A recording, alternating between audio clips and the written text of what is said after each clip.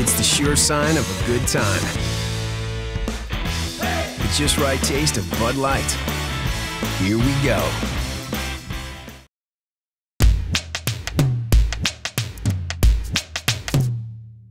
Welcome to this week's Picks. I'm Tony Softli. Next to me is Randy Karraker. You know, Randy, let's start off by recapping the Cleveland game. Was that a blocked field goal or was that a botched field goal? Well, I think it was both, but you have to give James Hall credit for getting his arm up there and getting at least a piece of it. And it may have gone through if he doesn't get a piece of it. So I'm going to give the Rams credit on this one. I'm going to say that they got the block and it didn't hurt that the snap was bad from Cleveland. There's no question. A win is a win. If it's ugly, whatever. I mean, you know what? They won. They came home. There was a happy flight home, and that was the main thing. Well, and wouldn't it be fun to have 11 ugly wins some year? I'll take 11 in a year. There's no question about that. You know, when we look ahead now, we got Seattle Seahawks coming to the Lou on Sunday. Your thoughts on the offense? I look at these guys, and they've been struggling. They've been hurt. They've been beat up. They lose Carpenter, the offensive lineman. They're struggling on the offensive line. Tavares Jackson's playing hurt all year. Here comes Marshall and Lynch, and he's running real well the last couple of weeks. And he's a guy that all he needs is that little tiny crease, 12 inches, and boom, he's through it. And he's such a powerful runner. He's a mini version of Steven, really. He's a great running back. And they do have some talent at the receiver position. Number 15, Baldwin, has really come on this year. Ben Obamanu is still playing well. They still have Williams, who was a Rams killer last year. And, of course, they add Sidney Rice and Zach Miller. So they have weapons in the passing game. And I would think if I were on Seattle's side, my real concern would be the right side of that offensive line, not only losing Carpenter during practice this past week, but losing Moffitt, their right guard, the rookie, who was doing a good job last week in the game against Baltimore. Yeah, they've been beat up, decimated with injuries. I think we've all seen that for all the teams. Is it the lockout? Is it the offseason, the lack of an offseason? You know, it'll be interesting how that falls out here in a couple of years. When we look at their defense, they're scrappy on defense. You got Clemens coming off the end. They got Mebane in the middle. They got Big Red, Bryant, and a couple other guys.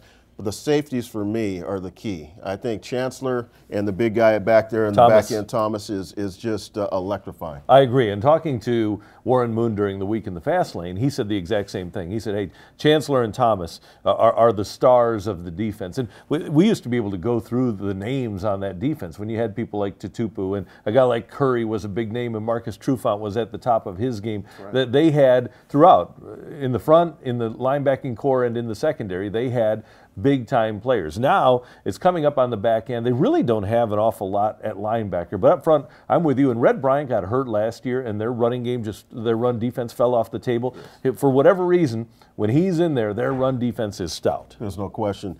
Now, you know what? There's three phases of football. And, you know, in this phase here again, the Rams have to face another kick returner this year in Leon Washington. I remember watching the game in 2010. He had a 99-yard kickoff return for a touchdown. The next series, he had 100 yards for a touchdown, all in one game against San Diego. This guy has a chance to be a very explosive type player, and he's proven that.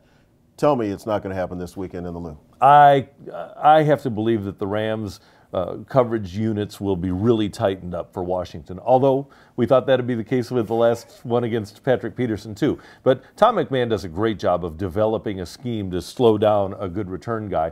And one thing about Washington, as opposed to a lot of guys, even on punt return, he'll just crank it up in there. He's not a guy with a whole bunch of finesse. He's a speedster. And what the Rams need to do is make sure that when he does burst, and he will burst, that they fill their lane and they can knock him down. He's got a very explosive lower body. He's very strong down bottom. It's hard to tackle him. You have to gang tackle him. You can't knock him off his feet very often. Former running back.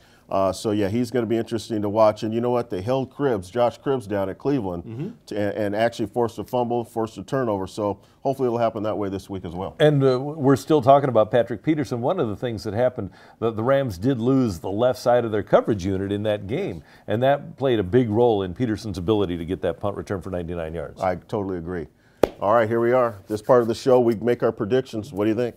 Well, I really like the idea of Steven Jackson being able to run on them. Even though Bryant is there, I think that the Rams' offensive line has reached a point now, and Steven has reached a point now, where the Rams will be able to run on them for 100 yards. And the key, in my opinion, and hopefully Kendricks will be back, will be able to get the ball to the tight ends and get some isolation on their linebackers, whether with Jackson or with a tight end. I think the Rams will be able to do that, run the ball, maybe take a shot or two downfield, but mostly utilize a guy like Kendricks. And I think the Rams will be able to come out on top. I think the Rams will be able to score a couple of touchdowns, win this game in the vicinity of 20-17. I haven't heard you say that in a couple weeks. It's been a while. Rams score a couple touchdowns. At home. Oh, right. Yeah. Okay.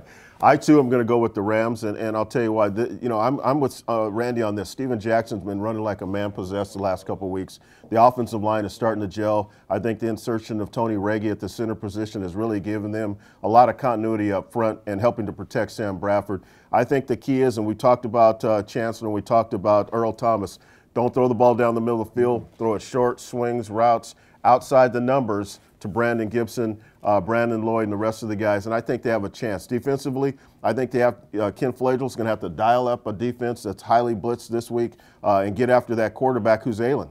He's playing hurt, and so look for that to happen. I'm going to go with the Rams as well, and I'm going to go 20-13. All right, good. There you have it.